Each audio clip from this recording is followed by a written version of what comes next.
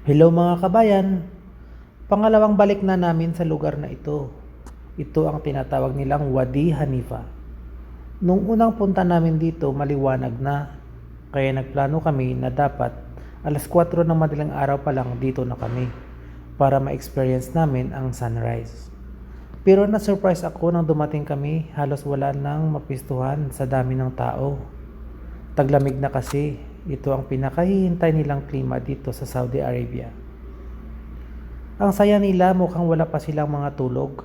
Dito na sila kumakain, may kanya-kanyang dala na carpet, unan, upuan at mga pagkain.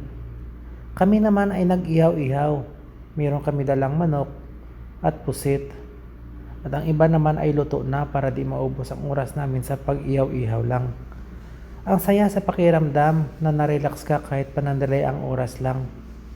Umuwi kami ng mga maaga kasi meron kaming pasok sa hapon.